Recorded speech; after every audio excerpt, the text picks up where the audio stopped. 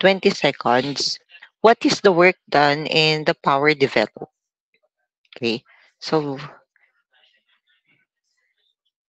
given we have a mass of 1,000 kilogram, we have a height.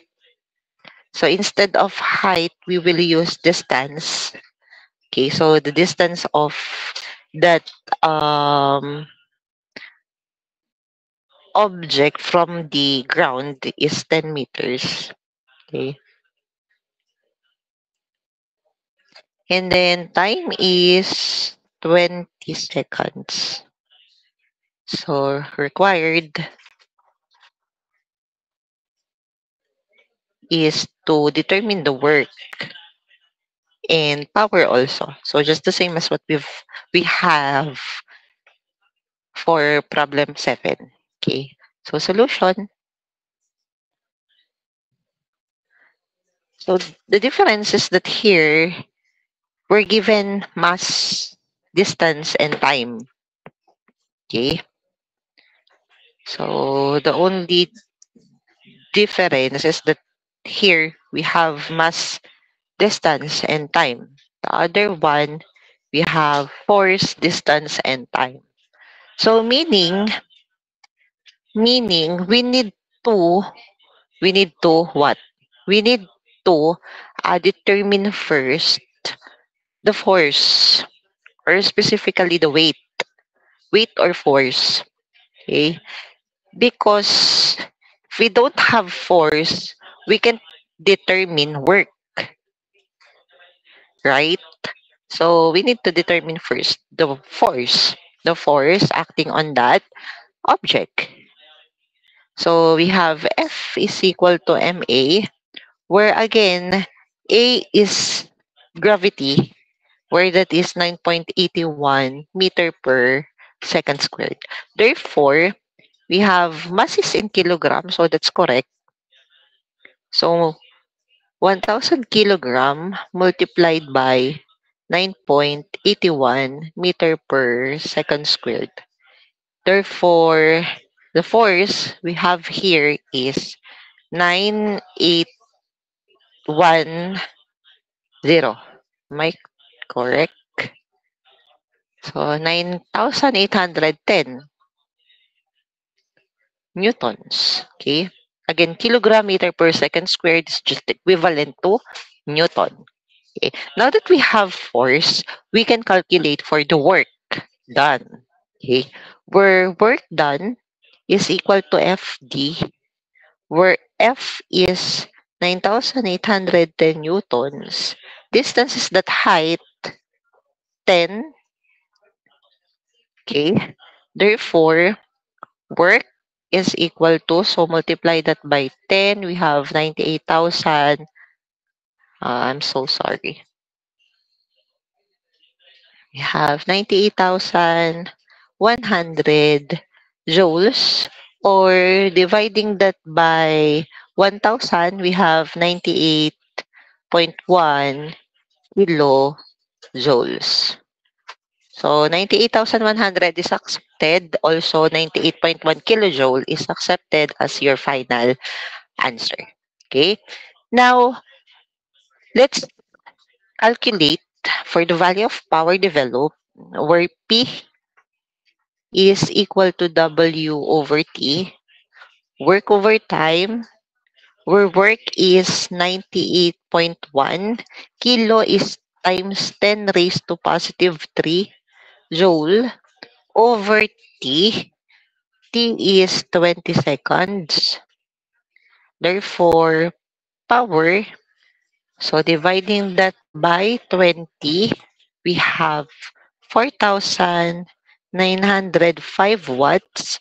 And then dividing that by 1,000, we can have, I'm so sorry, 4.905 kilowatts. Okay po. So any questions for problem 8? Okay. So if you want to, you may screenshot. And then let's proceed to the next slide.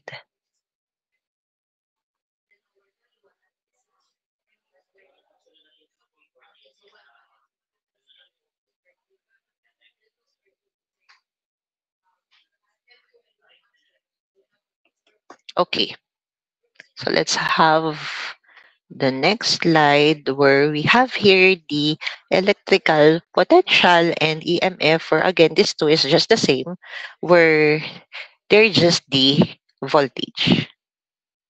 Okay, so electrical potential, EMF, is another term used for to refer voltage. Okay, so EMF, this is the electromotive force. Okay. So aside from electrical potential, electromotive force, we also have potential difference. So this is another term also used to refer voltage. So this is just the same. All of them are the same. They are all equal. They are just the voltage. Okay. Where voltage is the one that pushes the current to flow through our circuit. Okay. So it is the one pushing. So, siya yung tumutulak kay current para mag-flow sa circuit. Okay? Where the voltage is in the unit of volt, where we use capital letter V for volt. Okay? So, being stated here, volt is the difference in potential between 2 points in a conductor, which when carrying a current of 1 ampere dissipates a power of 1 watt, where 1 volt is 1 coulomb per 1 joule per coulomb. So here we have a lot of ways for us to have voltage. Ano po? So maraming paraan para magkaroon ng voltahe. Okay? So it can either be by watt ampere, watt over ampere. So ibig sabihin, meaning that this V is equal to P over I. Watt is power, ampere is I, current. Where we all know that power is W over T. That is why we have here joule per second. And then current is just current, I, ampere. Okay. And then when you, yeah, right. When you get this W over T over I, it will be W over T over I. That will be, or that is just equal. I'm so sorry. I will just erase it. So W over T over I.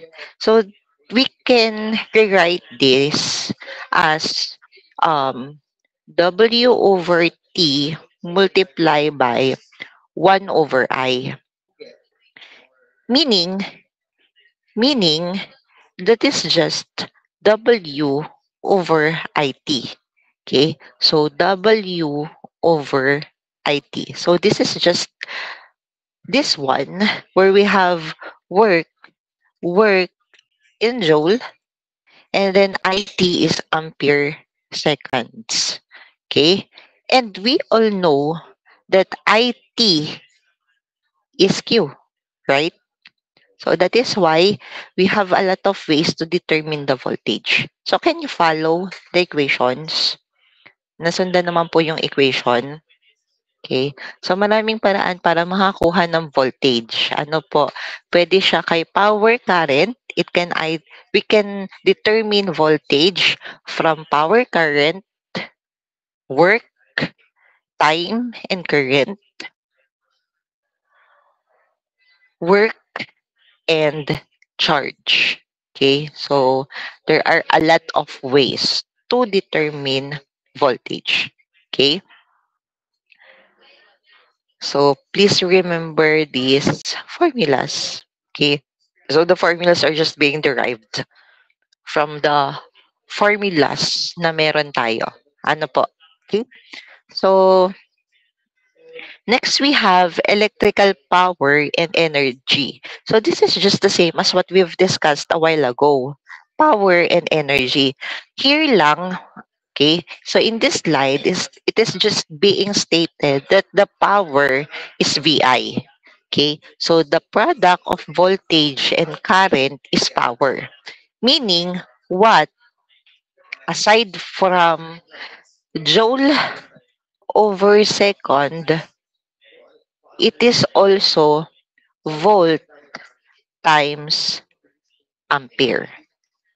Okay, so we also have several ways in determining power. Okay, so aside from joule over second, that is volt times ampere. Okay, and then whenever, oh, I mean, when you have a problem that consists of volt current and time, then you need to determine your work. We all know that work is PT. Since we don't have power in the given parameter, we can still have power by VI. That is why we have here VIT as work. Okay? So it is just being derived from the formula of power VI. Okay? Kasi po, unknown yung power, paano makukuha yung work? Okay? The power is unknown, how can you determine work?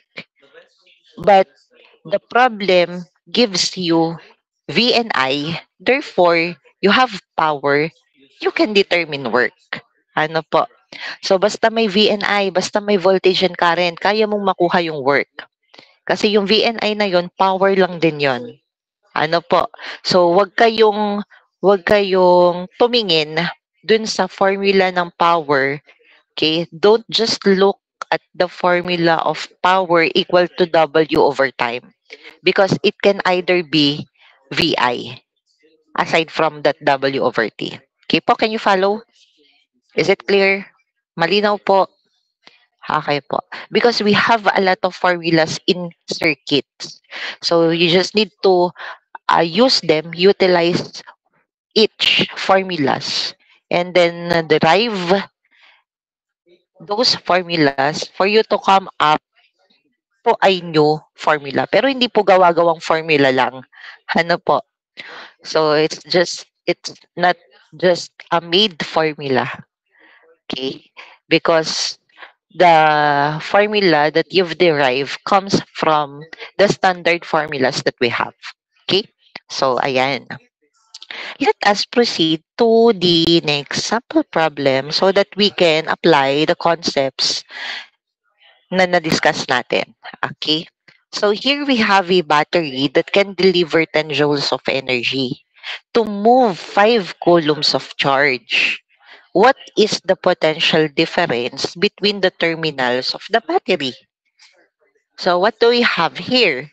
So, meron tayong given na 10 joules. So, meaning we have work or energy. So, again, work and energy is just the same. It's W. And then the unit is joules. Okay? And then we have Q, which is equal to 5 coulombs. We need to find the potential difference, where PD, potential difference, is just voltage. So just write V. Okay? And then solution, how can we determine voltage given that we have work and charge? So that's W over Q. Examine your parameters. Are they in their standard unit? Yes. Okay.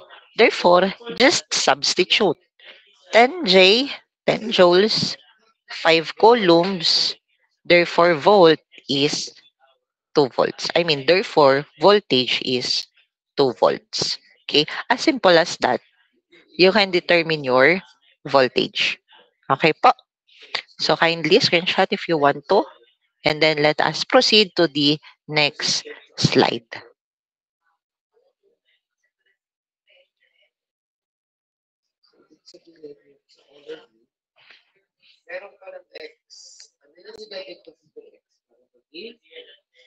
Okay, so next slide po tayo. work equal to 136.0 joules is expended in moving 8.5 times 10 raised to positive 18 electrons between 2 points in an electric circuit. What potential difference does this establish between the 2 points? Okay. So what do we have here? So the given parameters are work, which is 136.0 joules. We have the number of electrons, which is equal to 8.5 times 10 raised to positive 18 electrons. What is required? So the unknown is the PD, or the voltage, specifically the voltage. So what do we need to do here? We need to find voltage given that we have work and the number of electrons. So ano pong gagawin natin? What do we need to do? We need to determine first the equivalent charge of that number of electrons. Tama po. So we need to determine first the charge of that number of electrons. So how much charge do that number of electrons generated? Okay. So how can we determine how much charge for that number of electrons? So we have, please remember, we have that conversion. 1 electron is equal to negative 1.602 times 10 raised to negative 19 coulomb. Meaning, for every electron that we have, it has a charge of negative 1.602 times 10 raised to negative 19 coulomb. Okay. So from here,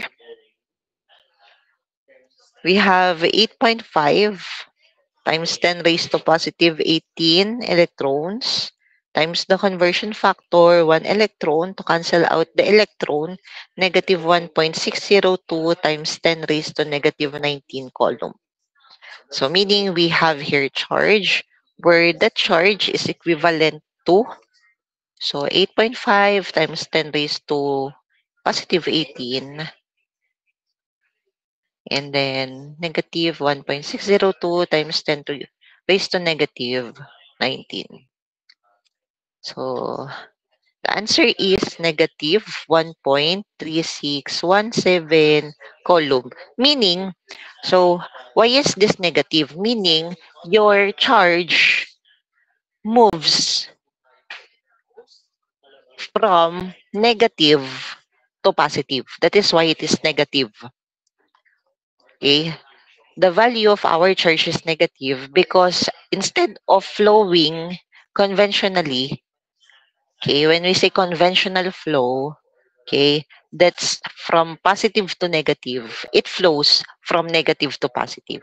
Okay, so that is why it is negative. It flows from negative to positive. Okay, so it flows from here, negative, going to positive, instead of flowing here to negative. Okay po, the conventional flow. Okay, so therefore, for us to determine voltage, that's W over Q. Okay, so W over Q, what's W? 136 joule over negative 1.3617 coulomb.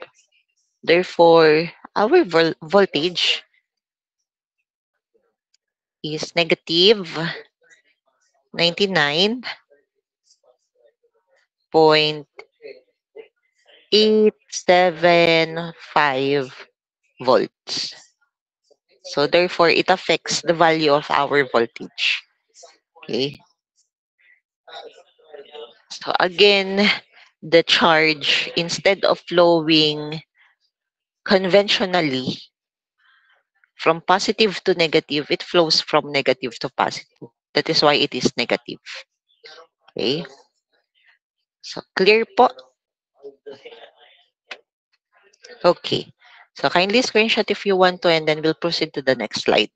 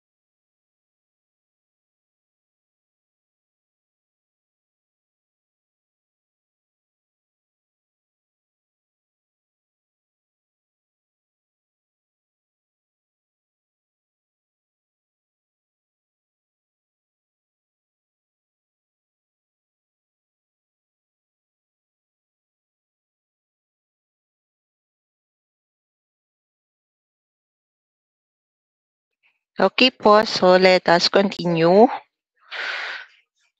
Okay, so sample problem 11. So here we have an electrical equipment in an office that takes a current of 13 amperes from a 240 volt supply. Estimate the cost per week of electricity if the equipment is used for 30 hours each week and 1 kilowatt hour of energy cost 7 pesos. Ayan. So dito po what we're looking is the amount of electricity for a week.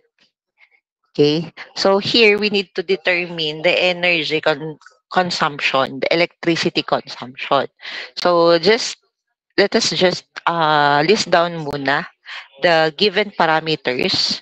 So we have I equal to 13. We have volts to 40.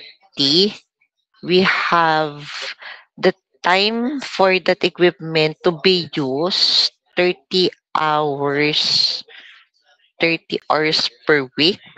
And then the cost of electricity, the rate of electricity is 7 pesos per kilowatt hour. Okay. So solution, I mean required. So required is the cost per week. Solution. So how can we solve for that cost per week? So it's just a matter of unit analysis, or um, you need to determine first your power. Okay. So determine first your power, where your power is VI. So since voltage and current are given, just substitute it here. 13 amperes. So what is your power? So your power is 240 times 13. That's 3120 watts. Okay? So ano po ba, what is the unit for the electricity consumption? It's in kilowatt hour. Ano po? So tama naman po, naka-kilowatt hour. Ano po? Meaning, we need to convert that power in kilowatt. Instead of watt, we will convert that in kilowatt. Therefore, we will divide that to 1,000.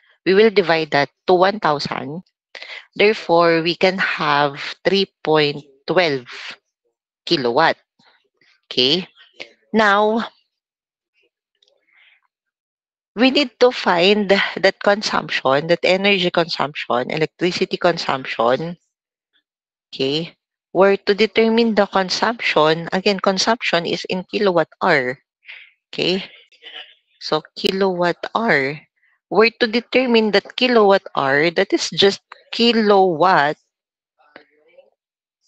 multiplied by hour. How many hours? 30 hours each week. You will use the equipment. Okay. Meaning, 3.12 kilowatt times 30 hours per week.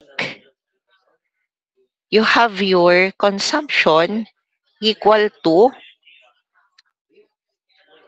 93.6 kilowatt hour per week. So you have your consumption, okay, you have your consumption of electricity per week. And the question is, how much cost or how much is the cost per week of electricity? Meaning the cost per week is equal to your consumption times the rate of electricity. Okay? Meaning, what's your consumption? How much is your consumption per week? 93.6 kilowatt hour per week. What's the rate of electricity? How much it is? 7 kilowatts, 7 pesos per kilowatt hour. Therefore, kilowatt hour will be cancelled out.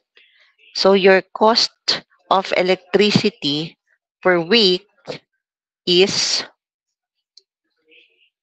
655 pesos and 20 centavos per week.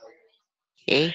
So that's how we determine the cost of electricity per week. Okay, so it's just a matter of unit analysis, or again, since we already know that consumption is in kilowatt hour, so determine first the kilowatt, the power, and then the consumption, the kilowatt hour, and then multiply that to the rate of electricity, which is 7 pesos, then you have your cost. Okay? Clear? Clear naman po. Any questions?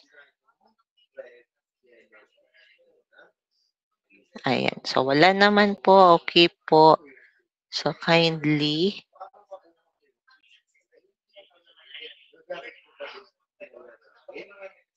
screenshot po if you want to, and then we'll proceed to the next slide.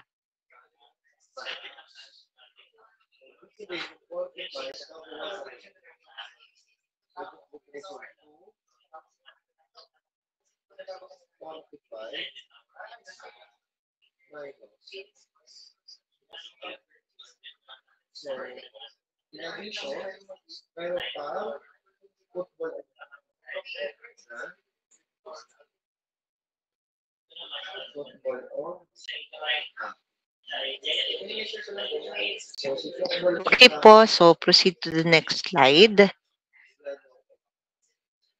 The resistance and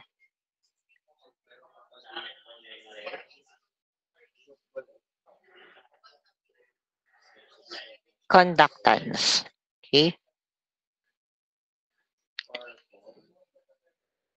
So, we've already discussed what resistance is. Okay, so from the name itself, resist. So it resists, it limits, it opposes the flow of current. So hinaharangan niya yung current na mag-flow through the circuit. Okay, so the unit of resistance is in ohm. Okay, where we can have the value of our resistance by Ohm's law. Okay, where in Ohm's law we have I is equal to